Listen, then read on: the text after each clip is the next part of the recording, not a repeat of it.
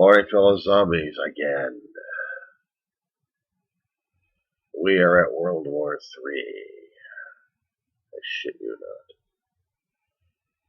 Trump has made sure, and Netanyahu along with him, that the Middle East is being lit afire with missile strikes from drones at short to medium range. I'm trying to get videos loaded up on YouTube right now, and I'm not alive, not happy, and not awake right now. It is 6:50 in the morning. It is the 28th of February, 2026 for Saturday. And we are witnessing all hell breaking loose on screen. Now, I'm on CNN because MSNBC is blathering up a storm, and I can't stand these guys this morning. I don't want the fucking talk, I want the fucking news at this point. Because yesterday, we got into it when Trump ordered missile strikes, actually plane strikes. He maneuvered a fleet probably into the Med or into the Gulf, and launched a coordinated attack with Israel on Iran. Iran, in response, had gone over and attacked U.S. military bases in the region. I think Fifth Fleet was supposed to be over there. Bahrain got nailed. Qatar got nailed. Israel got nailed. Lebanon, all the people are told to hide. All the United States citizens visiting or residing, hide. It is insanity. This is the Diary of a Griever named John Weaver, which is me, which is a zombie today because I like sleep and I like patience, and I'm seeing my world go in hell in a handbasket while everybody else is having a conniption fit putting things on right now. I am among one of them. So Trump has lost his mind when he thinks he's going to be help liberating Iran's people by attacking them directly. Doesn't the asshole ever get this in his sick skull? How long since the Revolution Guard had established themselves? It was back in '79. Somebody do the count on this one. If not, I've got a calculator. 1979 minus 2026. How many years we got? 47 years.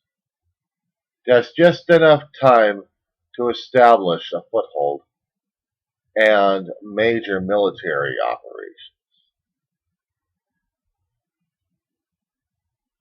So, in his lack of wisdom and intelligence and sanity at this point, we have the President of the United States, elected back in November 2024, attacking a foreign country, and we're going to be hearing all of it.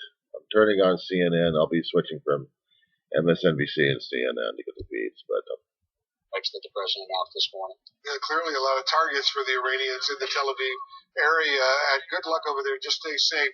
What do you think regime change in Iran potentially could look like? Do you see a clear path to who might actually take over if there is regime change? I think this is one of the big question marks hanging over what the president announced last night. First of all, I think many Americans probably woke up this morning surprised to discover that we're at war in the Middle East, something the president said he was going to try to avoid.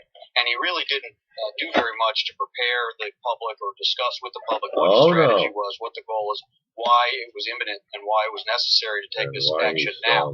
He mentioned what we know very well about this terrible Iranian regime, its nuclear program, ballistic missile program, its abuse of its own people, and its sponsorship of terrorism. But why now? And it was surprising to me that he laid the predicate that the goal of this is regime change, because that is not something that can be done just by airstrikes. What he said, and he's probably right about this, is that only the Iranian people on the ground are going to be able to overthrow the regime and replace it with something else. But replace it with what? Most intelligence experts who you consult with suggest the most likely near-term replacement for the current regime is a military dictatorship under the Iranian Revolutionary Guard Corps. Beyond that, it's a big question mark whether there is a sufficiently consolidated opposition, whether it could be done peacefully or democratically, whether different splinter groups, ethnic or regional splinter groups, might try to break away from the main state. So it could be a very chaotic situation, even if the president's goal of regime change is successful. Ambassador Dan Shapiro, thanks very much for joining us. Stay safe over there. Thank you, Will. And our breaking news coverage of the military strikes at Iran will continue right at the top of the next hour.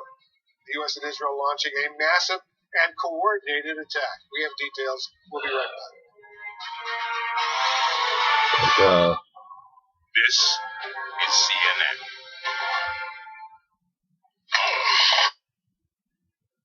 Now, either they call this a distraction because of the Epstein files, or did Trump really have a burr up his ass when he decided to attack another country? Now, last year, when he started this stuff on Iran, he was trying to show something to the world what kind of insanity he's got.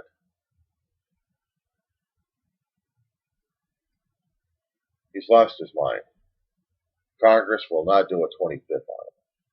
There are some in the House of Representatives, Democrats, and in the Senate chamber, also Democrats.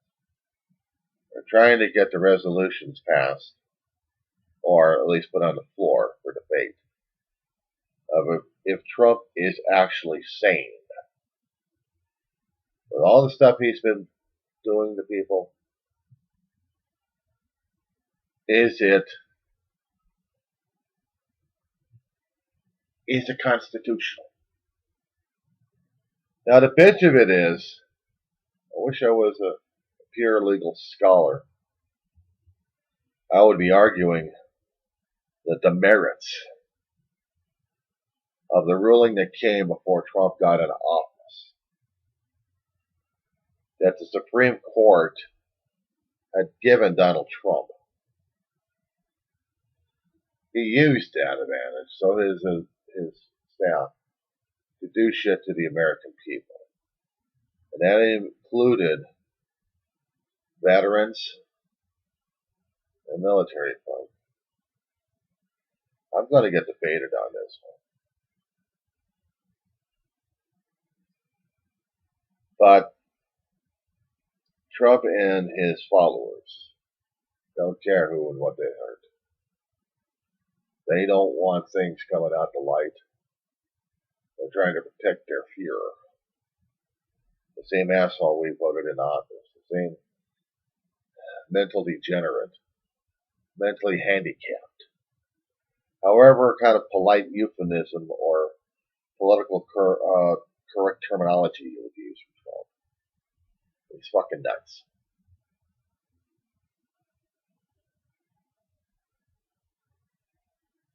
Going after Iran in this kind of form of fashion.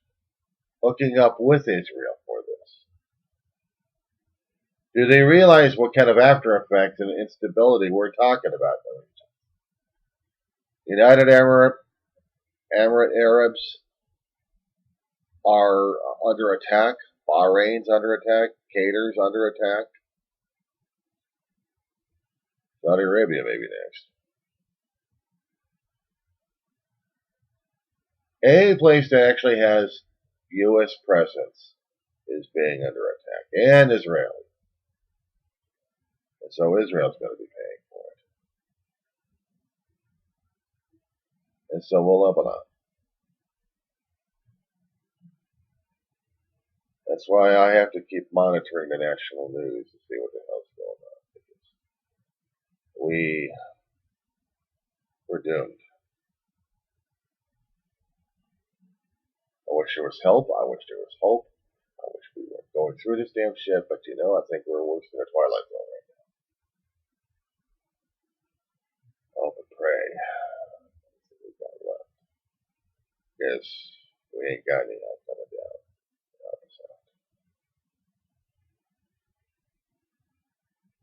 That being said.